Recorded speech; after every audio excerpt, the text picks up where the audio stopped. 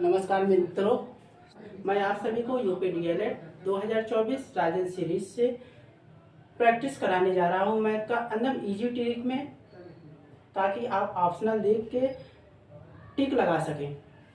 आइए इसी क्रम में हम आगे चलते हैं। हमारा शॉर्ट क्वेश्चंस भले ही बड़ा हो जा रहा है, लेकिन ये समझ लीजिए हमारा शॉर्ट क्वेश्चन लघु उत्तरी में भी कवर करेगा, दीर्घ उत्तरी में भी कवर करेगा। इसलिए आप मेरा वीडियो देखने से पीछे न जाएं, क्योंकि मैं इसमें इतना एक्सप्लेन कर देता हूं ताकि आपको अच्छे से समझ में आ जाए। जब आपको अच्छे से समझ में आएगा तो आपसे उससे रिलेटेड लघु उत्तरी मिलेगा, लघु उत्तरी कर लेंगे। अति लघु उत्तरी तो आराम से हो जाएगा, जैसे मैं सरल करा रहा हूँ। इसलिए हमारे चैनल्स को लाइक करें, सब्सक्राइब करें। इसी क्रम में हम आगे बढ़ते हैं। दो संख्याओं का लासा और मासा क्रमशः 900 और 15 है। यदि इनमें से एक संख्या 225 है तो दूसरी होगी।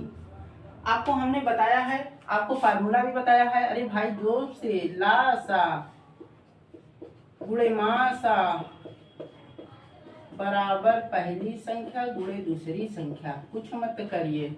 लासा की जगह कितना 900 गुणे 15। पहली संख्या कितनी है 225, दूसरी संख्या ये है।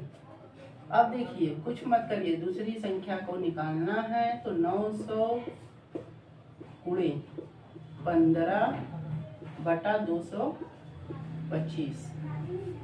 अब हम इसको काटते हैं।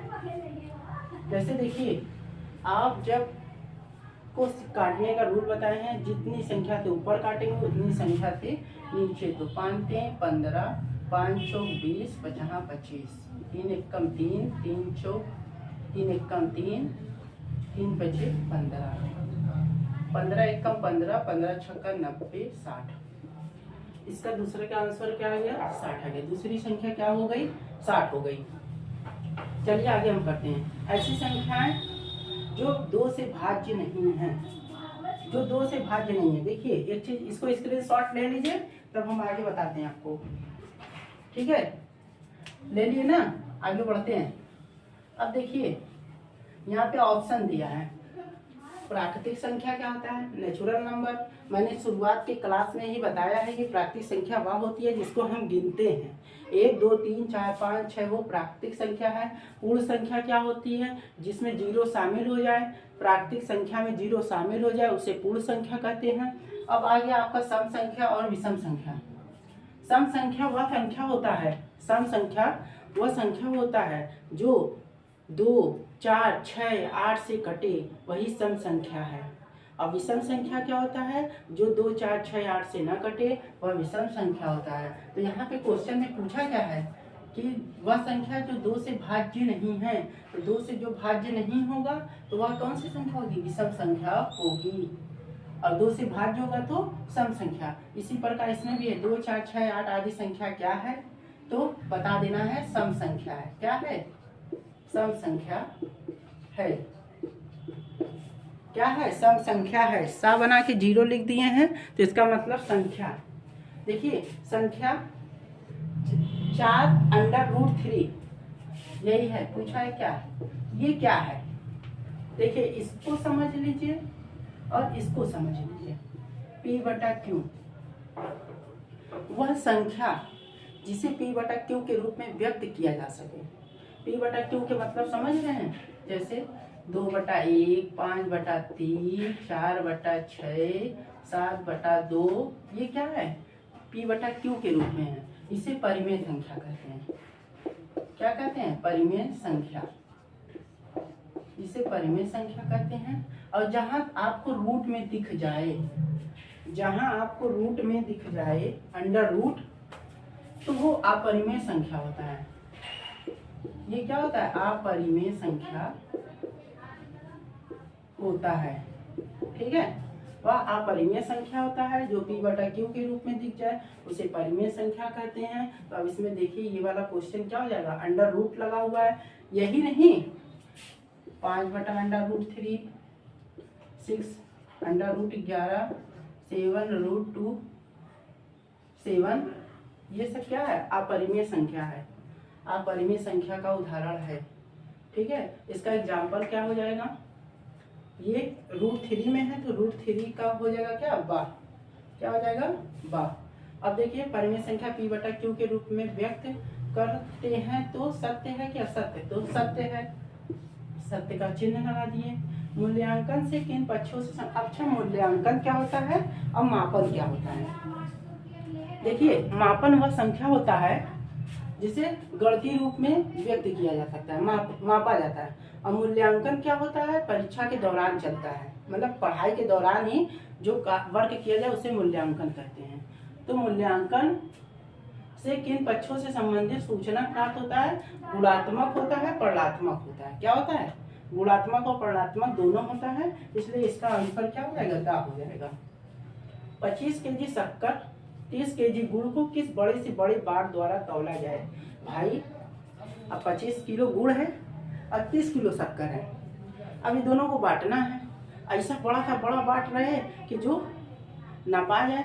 तो जब बड़े बड़े की बात आए तो महत्तम निकालना है, जब छोटे छोटे की बात आए तो लासापा निकालना है। तो 25 का 25 डिवाइड 30, यहाँ 25 लिख दिए, 5 कटको, देखिए ये हो गया 5 केजी, यहाँ पे क्या हो जाएगा 5 केजी आंसर हो जाएगा।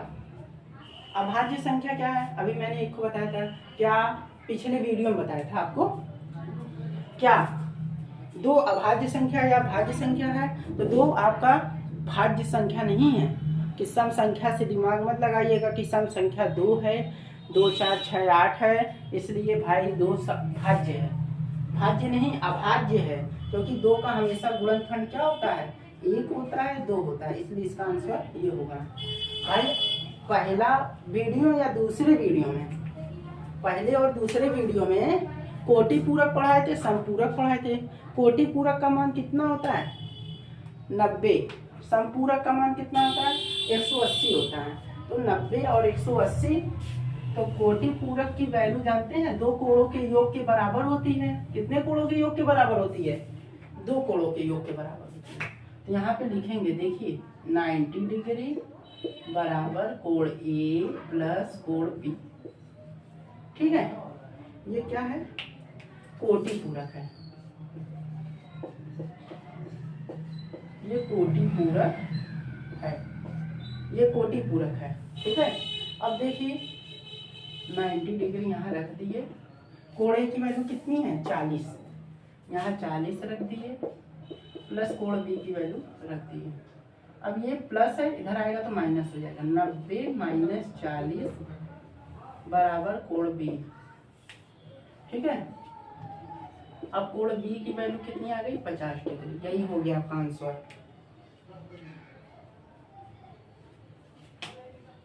देखिए यही इसका आंसर हो गया। दूसरा फार्मूला नोट करिए, 180 डिग्री बराबर कोण ए, इसको लर्न कर लीजिए। फार्मूला है कोण बी बराबर समपूरक।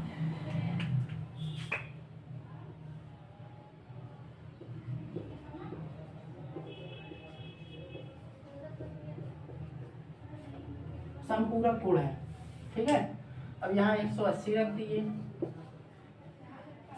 बराबर, अब 80 की वैल्यू क्या है 60 डिग्री है, कितनी है 60 डिग्री, यहाँ 60 डिग्री रख दिए, प्लस कोण बी रख दिए, कोण बी अब 180 माइनस 60 बराबर कोण बी, 8 में से 6 गए 2, 120 डिग्री वैल्यू बराबर इतनी आ गई।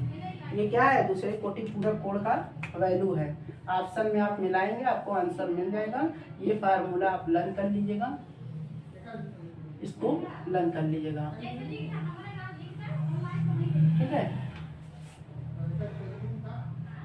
लर्न कर लीजिए, इसका स्क्रीनशॉट खींच लीजिए। स्क्रीनशॉट खींचने के बाद तब हम आगे चलते हैं।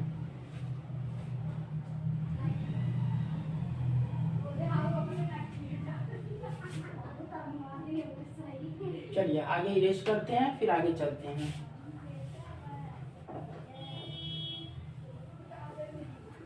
चलिए चलिए अब देखिए, समुच्चय एक होता है जिसको यूनियन बोलते हैं। दो फिगर है, दो सिंबल है, इसका मतलब समझ लीजिए। ये यूनियन है, ये इंटरसेक्शन है। क्या है? यूनियन। ये यूनियन है, ये इंटरसेक्शन है।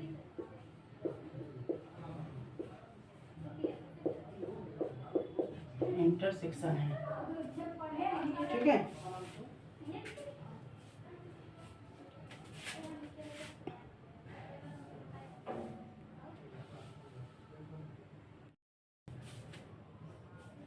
देखिए दोस्तों, यूनियन और इंटरसेक्शन। यूनियन क्या होता है? संग होता है। इंटरसेक्शन उभयनिष्ठ होती है। अब यूनियन का मतलब देखिए, समझ लीजिए क्या होता है। ए 1 2 4 6, बी 7 2 4 8 6 5, ठीक है। देखते रहिए। अब कहीं आपसे पूछ लिया कि ए यूनियन बी बताइए। ये समुच्चय, समुच्चय में क्या होता है? समूह होता है। आपसे पूछा पहला क्वेश्चन, देखिए इससे रिलेटेड, ए यूनियन बी, ये पूछ लिया। ए यूनियन बी का मतलब हो गया आपका, ऐसे लिखेंगे देखिए कॉपी में, ए यूनियन बी बराबर ऐसे कोष्टक। अब यूनियन में बताया मैंने कि अपने बिरादरी के लोग हों, जैसे साहू बिरादरी का, आज हमारे साहू बिरादरी की यूनियन आई हुई थी। एक से एक दिग्गज आए हुए थे, तो एक से एक दिग्गज यही लोग हैं, यही लोग दिग्गज हैं। अब जो दिग्गज लोग हैं, अब दिग्गजों का यूनियन है, तो भाई सबकी काउंटिंग होगी, हैं। अलुआ कलुआ मलुआ सबका इसमें होगा। तो जब इसमें अलुआ कलुआ मलुआ सबका होगा तो सबको लिख लेंगे। 1 2 4 6 7 8 और 5 भी है, ठीक है। ये यूनियन हो गया। इंटरसेक्शन क्या होता है भाई? अब प्रजापति में और साहू बिरादरी में, प्रजापति आए, साहू बिरादरी तो आई है, लेकिन प्रजापति भी आई है। और प्रजापति में और साहू बिरादरी में दोनों कुछ मिक्स बिरादरी हैं। जो मिक्स होंगे, जो दोनों में होंगे, वही उभयनिष्ठ होंगे। क्या होंगे? उभयनिष्ठ होंगे। तो इसको ऐसे लिखेंगे, ए इंटरसेक्शन बी। ए, देखिए इसको ऐसे लिखेंगे। अब दोनों में जो कॉमन होगा, उसी को लिख देंगे, A union B, A intersection B. क्या है? A intersection B. तो अब देखिए यहाँ पे 1 है, नहीं है, 2 है, 2 यहाँ पे